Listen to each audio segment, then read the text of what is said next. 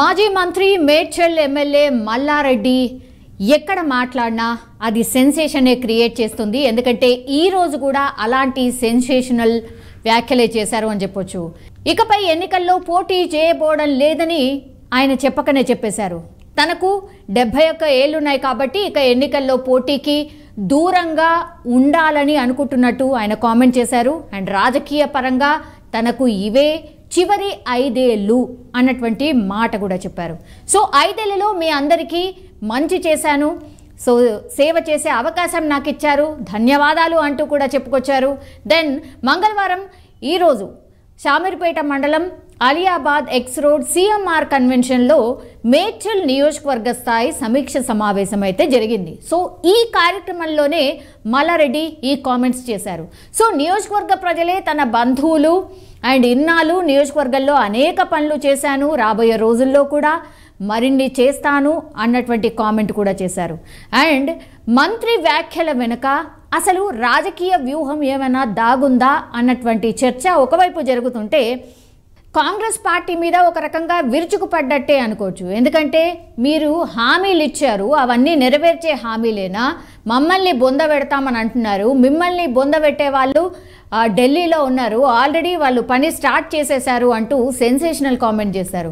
మనని బొంద పెడతాడు, మన కేసీఆర్ బొంద పెడతాడు, మన బీఆర్ఎస్ పార్టీని బొంద పెడతాడు. మీకు తొందరలే బొంద పెట్టే రోజులు వస్తున్నాయి. మీకు బొంద పెట్టేటాడు ఆడ ఢిల్లీలో ఉన్నాడు, ఆల్రెడీ స్టార్ట్ అయిపోయింది, మీ బొందలు స్టార్ట్ అయిపోయింది ఆల్రెడీ. అప్పుల పాలు చేశారు రాష్ట్రాన్ని, మీరంతా అప్పులమయం చేసేశారు, అందుకే సంక్షేమ పథకాలు ఇవ్వట్లేదు అని మా మీద కామెంట్ చేస్తున్నారు.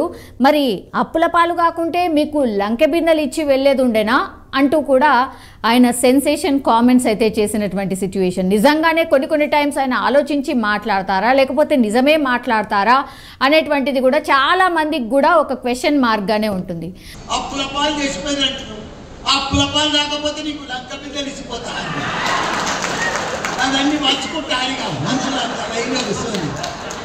బట్ తనకు చివరి ఎన్నికలు అంటూ మల్లారెడ్డి చేసిన ఈ వ్యాఖ్యలు అయితే ఇప్పుడు రాజకీయ పరంగా పెద్ద ఆసక్తి రేపుతున్నాయని చెప్పొచ్చు. ఎందుకంటే త్వరలో జరగబోయేది పార్లమెంట్ ఎలక్షన్స్ కాబట్టి మరి ఆయన పోటీ చేసేందుకు ఆసక్తి చూపుతున్నారా అన్నటువంటి వాదన కూడా ఒకటి తెర మీదకి వస్తోంది.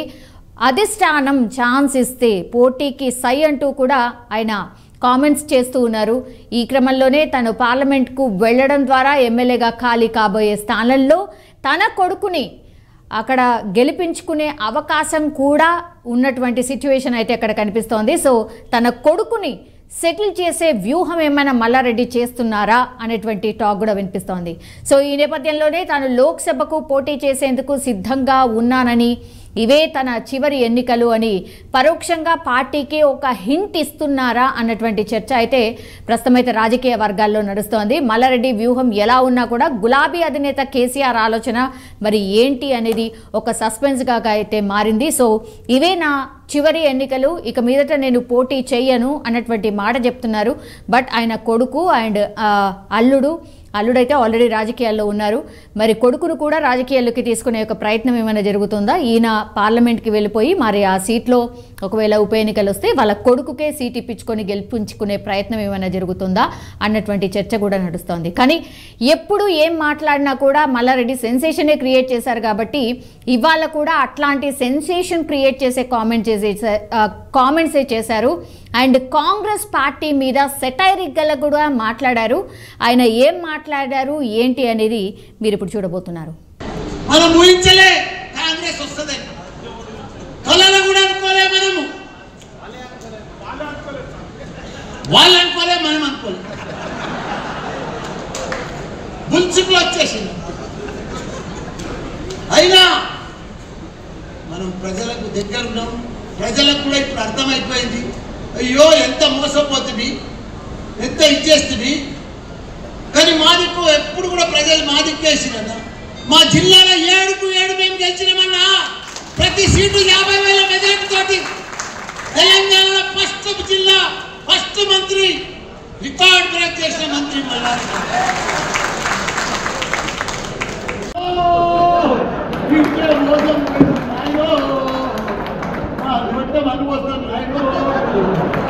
మా కేసీఆర్ ఉన్నాక మంచిగా టక్క టక్క గల గల టింగు టింగు పైసలు పడవు, టింగు లేదు ట్యాంకు లేదు.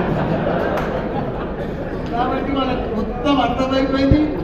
భారీ మెజార్టీ తోటి ప్రతి ఎలక్షన్ నిన్న గెలిపించుకునే బాధ్యత నాదే. మన ముందు ఏ ఎలక్షన్ వస్తే మీ ఎప్పుడు అన్ని రకాలు కూడా ఆదుకుంటా. ఏదైతే సర్పంచ్ ఉన్నారో, ఎవరైతే ఎంపీటీసీ ఉన్నారో, ఎవరు వచ్చినా ఏదైతే నేను అప్పుడు గెలిపించిందో 4 ఏళ్ళ 5 ఏళ్ల కింద అదే పద్ధతిలో మళ్ళీ గెలిపిస్తాను కూడా మీ అందరూ కూడా మాటిస్తున్నా. ఎవరు హైదరాబాద్ అదే పడద్దు, మీకు మల్లన్న ఉన్నాడు.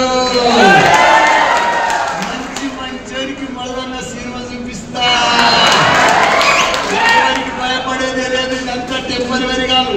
ఓడిపోయినాక ఆ దిప్పుడు కలంకాల నెల దినాల అది వచ్చి ఆడేమారు అప్లికేషన్ వంచడానికి ఎట్లా వచ్చినా ఊళ్ళో కొడతా. మన జంగయాదవ్ మన సుధీర్ ఓ వచ్చేస్తాం ఇచ్చేస్తాం. ఏం తిరుగుతున్నా సిక్కుపోతా. మొన్నటి దాకా అత్తాలేదు పత్తాలేదు. వాళ్ళు ఏం చేసినారే, వాళ్ళు ఏమైనా చేసినారే, వాళ్ళు ఎవరేం చేయలేదు. వాళ్ళు చేసిందంటే మళ్ళా చేసిందంటే కేసీఆర్. రాహుల్ గాంధీ ఒక్కడే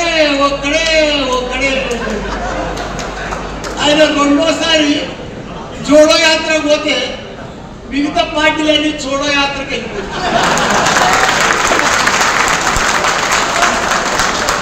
మన వాల్యూ ప్రపంచంలో గుర్తుపడతారు ఆయన. మెడ్సల్ అంటే షామీర్పేట అంటే ప్రపంచంలో గుర్తింపు వచ్చింది.